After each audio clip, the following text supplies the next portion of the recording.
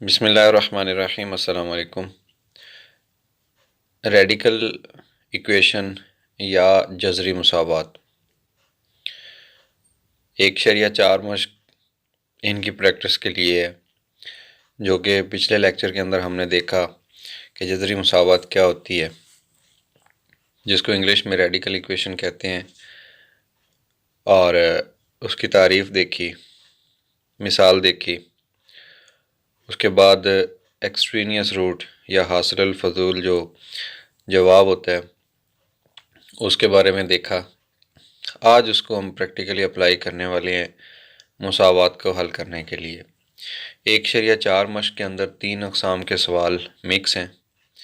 मैं आपको उनकी अक़साम बताता हूँ, निशानियाँ बताता हूँ, और फिर उन्हें हम 1 बाई 1 हल करेंगे अपने लेक्चर्स के अंदर।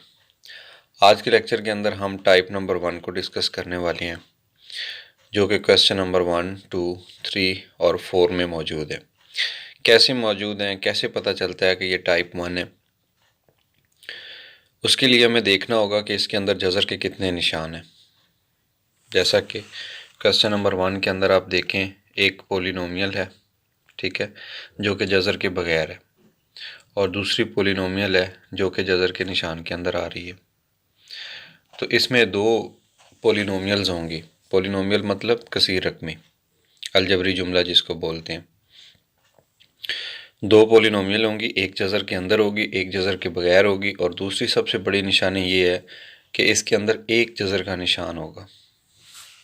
देख लें, क्वेश्चन नंबर 2 के अंदर भी एक पोलिनोमियल जज़र के बगैर है, एक जज़र के अंदर है। अब ये जज़र के अंदर है पोलिनोमियल। क्वेश्चन नंबर 3 में अगर देखें आप, ये और ये 4x और इधर वाला 3, ये एक पोलिनोमियल है, यानी अगर -3 है, इसको आप लेफ़्ट साइड पे लिखेंगे तो ये +3 बन जाएगा। तो ये एक पोलिनोमियल है। क्वेश्चन नंबर 4 में देखें तो एक जो है पोलिनोमियल जज़र के अंदर आ रही है और दूसरी ये वाली है। तो ये थी टाइप नंबर 1 कि जिसके अंदर कसीर रकमियाँ, एक कसीर रकमी जज़र के नीचे आ रही होती है और एक कसीर रकमी बगैर जज़र की होती है। तो इसको बोलते हैं type number 1 of radical equations. जबकि क्वेश्चन नंबर 5, 6, 7 एंड 8 ये दूसरी टाइप की हैं रेडिकल इक्वेशंस। क्योंकि हमने इनको अलहदा लेक्चर में हल करना है, इसलिए मैं अभी अब इसकी डिटेल भी नहीं बताता। और जो क्वेश्चन नंबर 9, 10 एंड 11 है, ये अलहदा एक तरह के टाइप है, जिसको टाइप नंबर 3 बोलेंगे ऑफ रेडिकल इक्वेशंस। इनको अलहदा लेक्चर्स के अंदर हमने सॉल्व करना है, यानी ओवरऑल इसके 3 लेक्चर बनेंगे इस एक्सरसाइज के। तो आज हमारा पहला लेक्चर कि जिसके अंदर हमने पहले 4 क्वेश्चंस को सॉल्व करना है।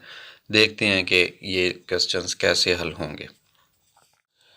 जी, चारों क्वेश्चंस आपके सामने हैं। अब हमने ऐसा करना है कि इनको सॉल्व करने का जो स्टेप नंबर 1 है, उसमें जज़र का जो निशान है, जज़र वाली रकम, वो बराबर के एक साइड पे होनी चाहिए, और जो दूसरी कसीर रकमी है वो बराबर के दूसरी साइड पे होनी चाहिए। इसमें कोई शर्त नहीं है कि आप लेफ़्ट साइड पे रखें जज़र को या राइट साइड पे रखें बराबर के, इसमें कोई मुज़ायका नहीं है। जैसा कि पार्ट नंबर 1 अगर देखें, क्वेश्चन नंबर 1, तो इसमें तो पहले ही हमें वैल्यू सीधी करके दी है कि लेफ़्ट साइड पे इसमें आ रहा है बगैर जज़र वाली रकम कसीर रकमी, और इधर जज़र वाली कसीर रकमी आ रही है। This is okay. अब हम क्या करेंगे, सेकंड पार्ट क्वेश्चन नंबर 2 को देखते हैं। क्वेश्चन नंबर 2 में भी एक रकम जज़र के अंदर है और दूसरी साइड पे हमें दी गई है, बिल्कुल ओके है, इसको चेंज करने की ज़रूरत नहीं है, जस्ट हम सॉल्व स्टार्ट कर देंगे। एक दफ़ा क्वेश्चन नंबर 3 को देख लेते हैं। अब क्वेश्चन नंबर 3 के अंदर थोड़ी सी तब्दीली दरकार है। कैसे कि ये 4x है और ये -3 जज़र वाली साइड पे है। क्योंकि जज़र को अकेला होना है, अकेला रखना है एक साइड पे, तो -3 को दूसरी साइड पे अपेयर करवाने के लिए इसका जो होता है ना माकूस, वो दोनों तरफ जमा करेंगे, जिसको कि आम हम ज़ुबान में बोलते हैं कि उधर -3 है तो इधर आके जमा का 3 बन जाएगा। लें जी, 13x जमा 14। अब ये बिल्कुल हल करने के काबिल हो चुकी है कि जज़र जो है वो एक साइड पे आ गया बराबर के, और बग़ैर जज़र वाली रकम दूसरी साइड पे आ गई है कसीर रकमी। इसी तरह से क्वेश्चन नंबर 4 अगर देखें तो क्वेश्चन नंबर 4 भी थोड़ा सा अभी सीधा करने वाला है। कैसे कि इसमें ये जो जज़र वाली रकम है 3x जमा 100, इसको बराबर के एक साइड पे होना चाहिए, और 4 नफ़ी x जो है माइनस x, इसको जमा 4x होना चाहिए दूसरी साइड पे। ठीक है, तो अब ये तरतीब लग गई है। अब इसको हल करना आसान है और अब हम इसको हल कर सकते हैं। इनमें से कोई सा एक पार्ट मैं आपको करवा देता हूँ सॉल्व, और बाकी आप ख़ुद से सॉल्व कर सकते हैं। कोई इसमें मुश्किल बात ही नहीं है, जस्ट सिंपल है, बहुत ज़्यादा आसान है। ठीक है, एक क्वेश्चन करा देता हूँ बड़े तसल्ली के साथ, रुक रुक के आपको। आप उन्हीं स्टेप्स को फॉलो कीजिएगा और बाकी क्वेश्चंस भी आपके सॉल्व हो जाएंगे। चलें जी, देखते हैं। मैं इसमें आपको करवा देता हूँ क्वेश्चन नंबर 3 सॉल्व करवा देता हूँ। ठीक है, बिकॉज एक जैसे ही है, एक साइड पे जज़र वाली रकम है, दूसरी साइड पे बगैर जज़र वाली। तो क्वेश्चन नंबर जो 3 है, इसको मैं अगर सारी स्क्रीन क्लियर, चलें इधर ही लिखता हूँ सॉल्यूशन।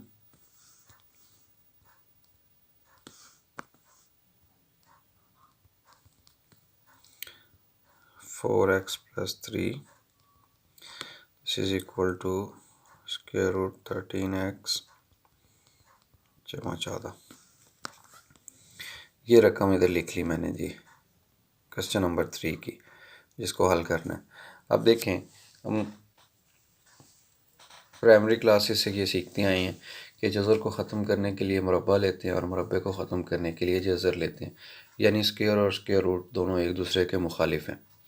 अब हमें यहाँ पे जज़र नज़र आ रहा है स्क्वायर रूट, तो हम एक लाइन लिख देंगे कि taking square on both sides, दोनों तरफ मुरब्बा लेने से। अब जब दोनों साइड पे मुरब्बा लेंगे तो इसकी शक्ल थोड़ी सी देखिएगा, ये बन जाएगी 4x plus 3 equal to 13x plus 14, और ऊपर इसके है जज़र। जब हमने दोनों साइड पे स्क्वायर लेना है तो ये ऐसे बन जाएगा। हाँ, अगर आपकी प्रैक्टिस हो चुकी है बहुत ज़्यादा तो आप डायरेक्ट भी ख़त्म करके लिख सकते हैं। जस्ट इतना लिख दीजिए taking square on both side, और ये स्टेप ना कीजिए। जस्ट आप इस चीज़ को कैंसिल कर दीजिए, और डायरेक्ट अगर आप लिख देते 13x प्लस 14 तो भी ठीक था, तो भी बिल्कुल ये 110% ठीक था। ओके, अब हम क्या करेंगे, दूसरी साइड जो कि लेफ़्ट साइड है, इसमें a plus B whole square का फार्मूला ओपन कर देंगे। अब वो क्या होता है, वो फार्मूला होता है a का स्क्वायर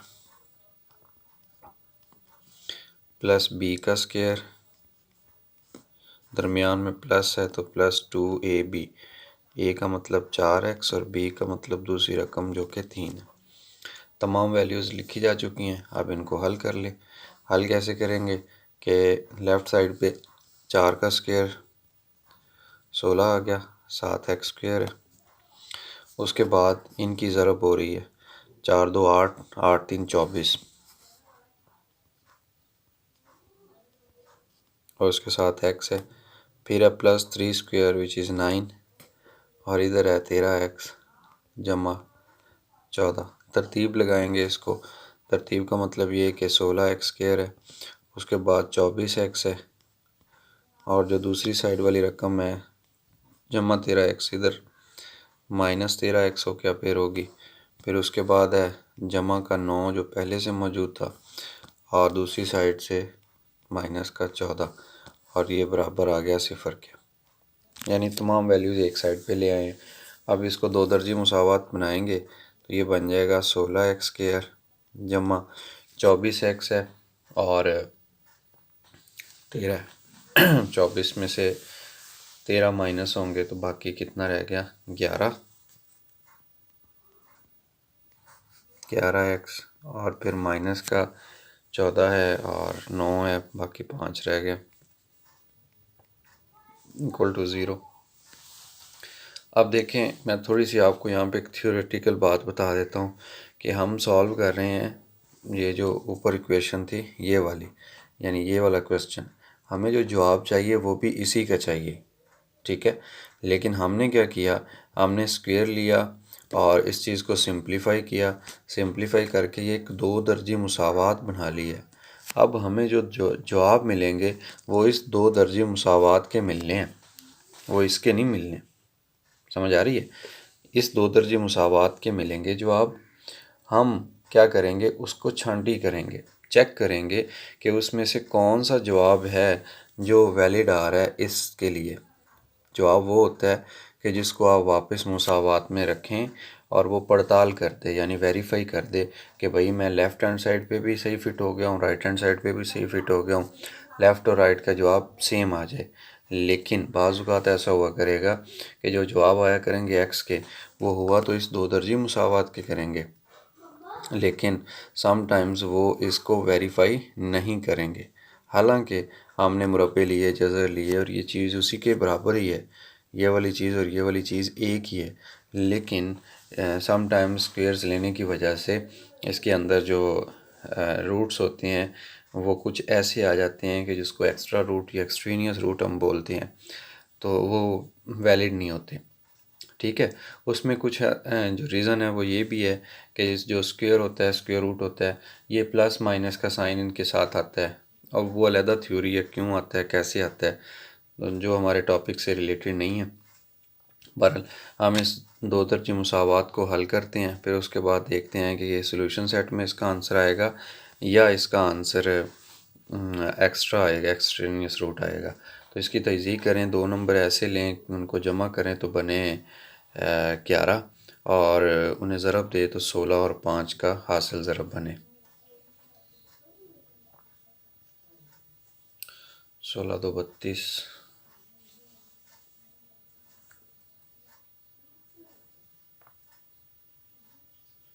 16 5 80। हाँ जी, कौन से ऐसे दो नंबर हैं? 15 3 45 15 16 5 80। जी यही दो नंबर हैं, इनकी तजज़ीह हो जाएगी। कैसे? यह आएगा 16 एक्स स्क्वेयर, मैं जूम इन कर लूँ थोड़ा सा, 16 एक्स स्क्वेयर है, उसके बाद जमा का 16 ले लें,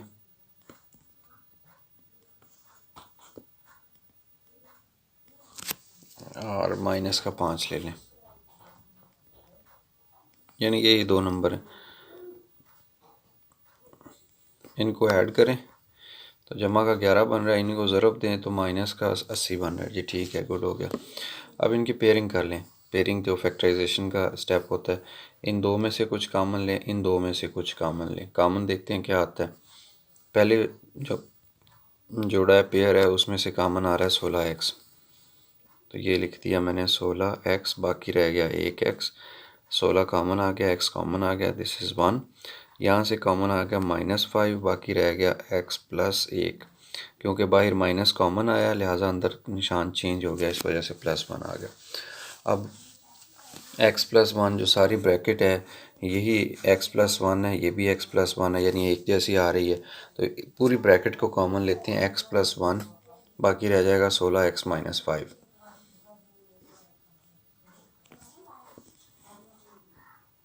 x प्लस 1 कॉमन ले लिया, बाकी रह गया 16x minus 5, this is equal to 0। यहाँ से x के दो जवाब बन रहे हैं, या तो x जमा 1 बराबर 0 है, और या 16x माइनस 5 बराबर 0 है। अगर यहाँ से x की वैल्यू देखें तो ये -1 बन रही है, यहाँ से देखें तो ये बन रही है -5, इधर +5 हो गया, और 16 के साथ x मल्टीप्लाई हो रहा था, तो इधर आके 16 डिवाइड करेगा, तो 5/16 आ गया। दो जवाब बन गए x के। अब देखिए, मैं एक दफ़ा फिर बता देता हूँ जो थोड़ी देर पहले बात बताई कि ये जो x के दो जवाब आए हैं, ये वाले, अब ये इस मुसावात के जवाब 100% नहीं हम कह सकते। हम क्या कहेंगे, हम कहेंगे कि ये जो जवाब हैं ये इस मुसावात के हैं। मैं हाईलाइट कर देता हूँ आपकी आसानी के लिए कि ये जो मुसावात बनी थी ना फाइनली, ये वाली, ये वाली, इस मुसावात के रूट्स हैं ये एक्स, ये ठीक हो गया। लेकिन हमने तो बताना है ऊपर वाली जो इक्वेशन थी जो कि इस दो दर्जे मुसावात के बराबर थी, यानी इसकी बात कर रहा हूँ, वो तो हमने स्क्वेयर्स लेके इसको इस हालत में ले आए हैं। अब चेक करते हैं क्या ये जो रूट्स आए हैं ये उसके भी रूट्स बनते हैं या नहीं बनते। तो उसको चेक करने के लिए हम क्या करेंगे, पड़ताल किसे कहते हैं कि जवाब को उठाएं वापस सवाल में पुट कर दें। अब जवाब क्या है, एक दफ़ा एक्स का जवाब आया -1 और दूसरी दफ़ा एक्स का जवाब आया 5/16। तो इन जवाब को इसके अंदर अगर लगाएं हम तो ये है 4x जमा 3, 4x, सॉरी x की जगह पे मैं ब्रैकेट यूज़ कर लेता हूँ, बराबर फिर है जज़र 13x जमा 14। अब खाली जगह क्यों छोड़ी, क्योंकि यहाँ पे हमने x की कीमत पुट करनी है और x की कीमत -1 लगा रहे हैं हम। ठीक हो गया। और दूसरी दफ़ा x की कीमत लगाएंगे ये वाली। कैसे, दोबारा यही चीज़ मैं लिखता हूँ, लेकिन पहले हम स्क्रीन हाफ कर लें जी। ये आ जाएगा 4 इंटू एक्स की जगह पे 5/16 जमा का 3, फिर बराबर स्क्वायर रूट, और फिर आ जाएगा 13 इंटू एक्स की जगह पे 5/16 और फिर साथ में आ गया जमा 14। ओके, इनको अब सॉल्व कर लेते हैं। सॉल्व कैसे करेंगे कि लेफ़्ट साइड पे ही आपको नज़र आ रहा है, इसको मैं लिखूँ अगर 4 इंटू 1 दिस इज़ -4 +3, और इस चीज़ को देखूँ तो ये माइनस का 13 बन जाएगा, 13 1 13 और जमा का 14 बन जाएगा। बड़ी में से छोटी माइनस होगी और बड़ी वाली का जवाब आ जाएगा। ये क्या हुआ, 1 का जज़र 1 -1, तो पता चला कि ये तो वेरीफाई ही नहीं कर रहा, यानी एक जो है वो -1 के बराबर आ रहा है।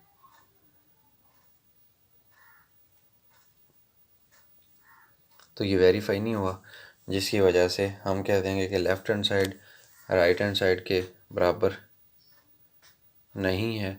लिहाजा ये जो रूट आया था, ठीक है, this is not equal to 1, ये एक्सट्रीनियस रूट था x equal to -1, this is extraneous.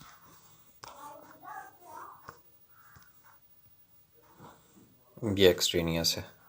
दूसरी तरफ आते हैं, इसको चेक करते हैं। ठीक है, इसमें क्या होगा, कुछ चीज़ें कैंसिल कर देते हैं, कुछ वैसे ही रखते हैं। ये 4 एकम 4 4 4 16, ये बन गया 5/4 जमा का 3 बराबर जज़र, और ये है 13 ज़रब 5/16। इसको मैं कैलकुलेटर पे अगर सॉल्व करूं तो ये आ जाएगा 13 ज़रब 5 65,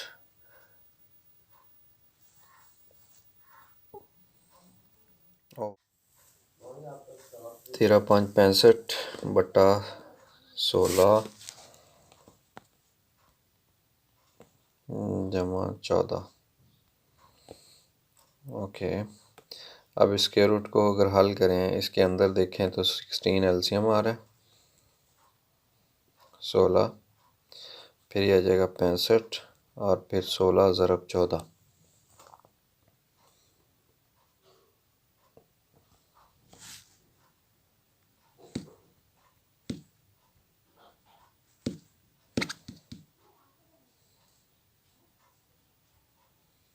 दो सौ चौबीस,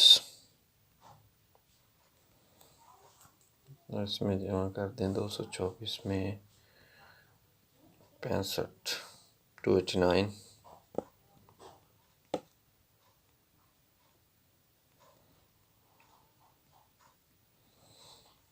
289 का जज़र लें 17/4, 17/4। और दूसरी साइड पे देखें तो एलसीएम आ रहा है 4, 5 जमा 4 3 12, ये भी आ गया 17/4। Left hand side right hand side की इक्वल आ गई। सो पता चला कि ये वाला जो रूट है x इक्वल टू 5/16, ये रूट सोल्यूशन सेट में आएगा, यानी ये वाला जो जवाब है ये जवाब इस मुसावात का भी है। और ये जो जवाब था ये फजूल आया था, एक्स्ट्रा था। ये वाला रूट इस इक्वेशन का तो था, लेकिन ये वाला रूट इस इक्वेशन का नहीं था। ये वाला जो है ये वाला दोनों का है, इस इक्वेशन का भी है रूट और ये वाला रूट इस इक्वेशन का भी है। लिहाजा हमें पता चला कि एक एक्सट्रेनियस रूट है और एक सॉल्यूशन सेट में आएगा। तो हम इसको सॉल्यूशन सेट में लिख देते हैं कि ये जो क्वेश्चन था इसका सॉल्यूशन सेट लिखना तो नीचे चाहिए था, ऊपर मुनासिब तो है नहीं, लेकिन नीचे जगह नहीं है, तो आप अंडरस्टैंड कर लीजिएगा कि मजबूरी है और आपने नीचे ही लिखना है। तो ये जी एक सिर्फ आएगा रूट सॉल्यूशन सेट के अंदर और दूसरा एक्सट्रेनियस है, उसको हमने छोड़ देना। तो इसी तरह से जो बाकी 3 क्वेश्चंस हैं, क्वेश्चन नंबर 1, 2 एंड 4, आपने पहले उसको 2 दर्जी मुसावात में तब्दील करना है।